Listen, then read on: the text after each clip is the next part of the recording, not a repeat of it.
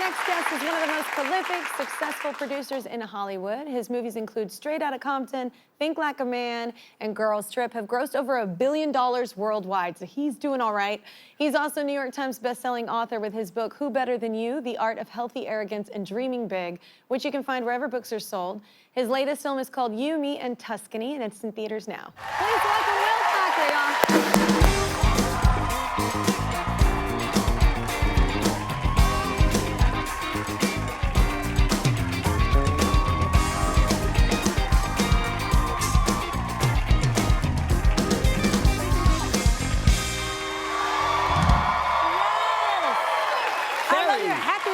What's up, girl? Hey, congratulations on all the success. Oh, thank you so much. Why is your audience so sexy? Look at these people. I mean, they look good. They're ready for a good time.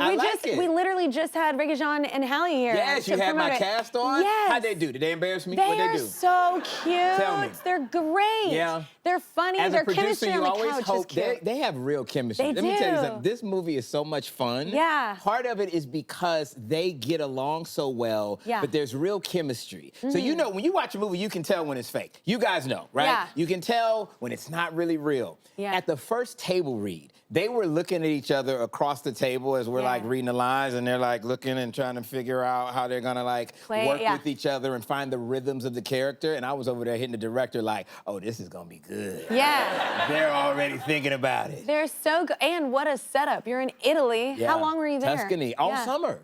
All summer. So, I mean, you know, it takes... What a burden your job is. Here's the thing.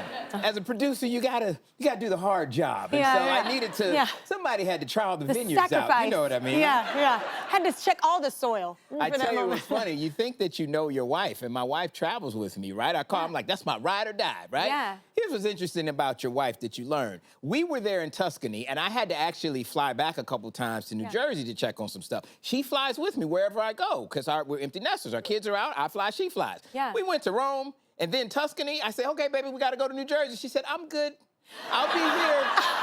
I said, wait a minute, what do you mean? That is us. We went, we saw all the incredible landmarks. I love Rome and Tuscany because it's so beautiful. Yeah, and those are very different cities. Very different, because Rome's a big city and it's like historical, and then Tuscany is just beautiful vineyards. It's like a postcard everywhere you look. Yeah. That's my wife by herself, because at the end of the movie, I said, honey, it's time for us to go home. We gotta leave. She said, define we. Define. Is there a mouse in your pocket? Yeah. She's hanging out there. It's such a beautiful place. I actually recently went this past year with my friends and family, and I was like, oh. Did you have a good time? Yeah, you know what? There are certain places on the planet that I feel like your shoulders relax and you actually like are still. Yes. And I am not I'm not a still person, if you ever noticed. Yeah. I'm always going, I'm so like it's nice to find those places. It forces you. You have to go and relax. That's why I made this movie. I wanted to be an aspirational place that was exotic, that people think about but haven't been. When I tell you we show the food, the wine, the people, the culture, the nuances, like all of that, I wanted this to feel like a journey, like a destination, and I wanted it to feel fun. This movie is so damn fun. Yeah. Because and you shot at the vineyard and the restaurant. You shot there, like in the... No AI. This is, you gotta tell people these days, because I just saw, you know, Brad Pitt fight Kevin Costner, and I know it wasn't real. Like, this is, I don't know what was happening. But don't you kind of want Vader it to and be Superman. real? I'm like, what's happening here? This was real. This was literally, we flew around the world to go and showcase this, and we shot with actual local Italian crews, incredible local Italian actors. Yeah. It was all about being in that location. You gotta have that texture. And I think it matters too, because it's like, I feel like there's a lot of, maybe there's more rom-coms coming out when the streaming services, but I don't feel like there's a lot in like the movie theater. And that was like my first job. And I love going to the movies. Like I have no dog in the hunt. I make no money. I'd spend it all.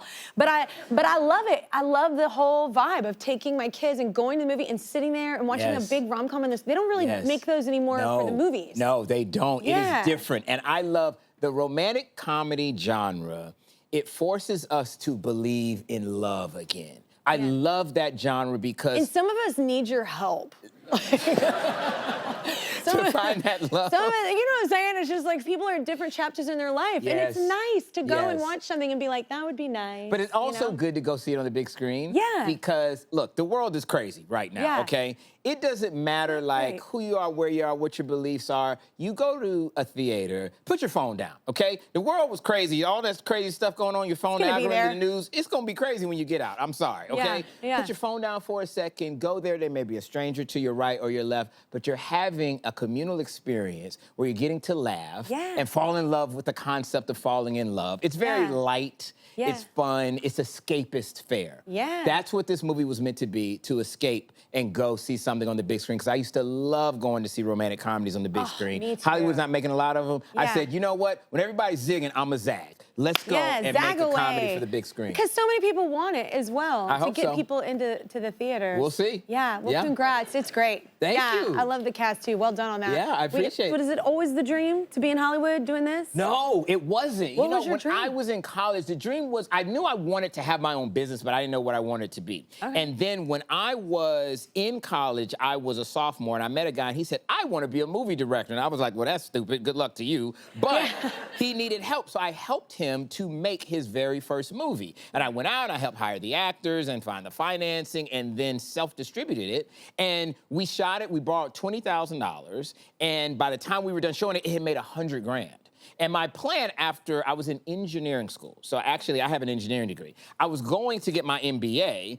This movie started off with 20, made 100. That's 5X. I was like, why am I going to business school? This is my business, right? What is this called, this thing I just did? They said, it's called producing. I said, I'm a producer. Let's go. What did this thing do that I just crushed? I had no idea. I was helping out a buddy, but I fell in love with the art of storytelling. And that's why I continue to do it to this day. And it's such a talent to be. I know people like that are good at networking and finding the right people to pull together to make a project. That's a specific, that's what a producer does. That's it's like a big project manager. That's what I do. Yeah, pull people together. Because you can see the bigger. I'm not one of those people that sees the big picture. I see just what I need. But I mentioned Will's book. It's Who Better Than You.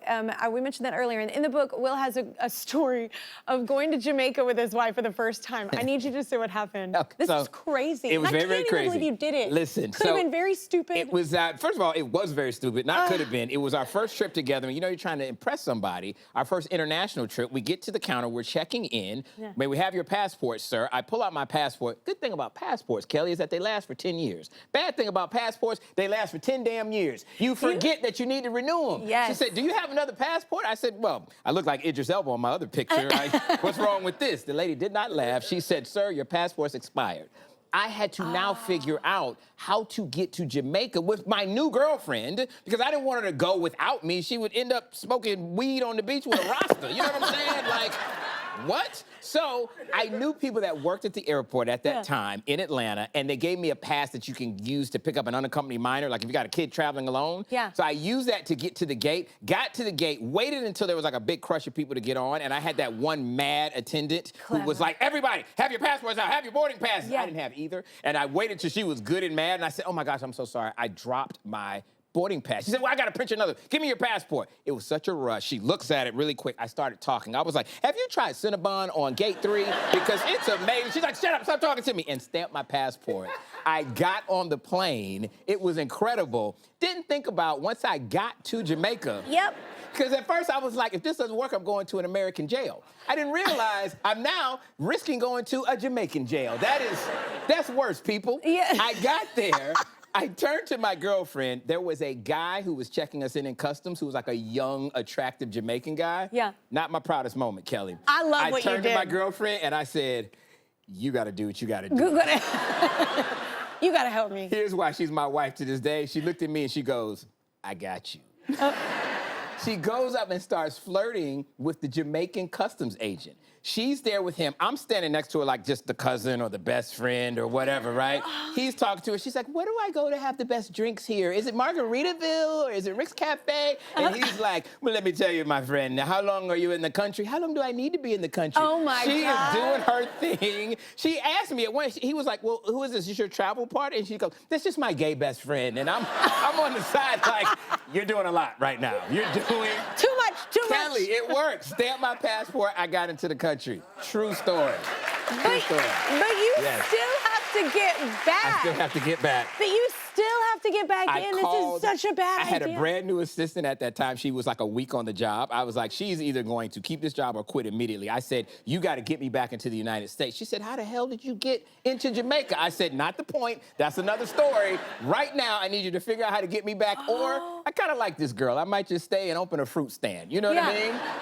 I got back in the country. I had to go to the U.S. Embassy. It took a week, but I had the best trip ever. And the point is that sometimes you got to just live your life. Sometimes you got to take the metaphorical trip without the passport or knowing how you're going to get back because we got to get outside of our comfort zone. And that's what I did. I took the risk. It was the best trip I ever had. Enter great rom-com. Great rom-com. Good segue. There you didn't mean to do it. I see you, Kels. All right, we need a quick break. I cannot believe you did all of that. You can find Will's book, Who Better Than You? The Art of Healthy Arrogance and Dreaming Big, wherever books are sold. And his latest movie, You, Me, and Tuscany, is in theaters now.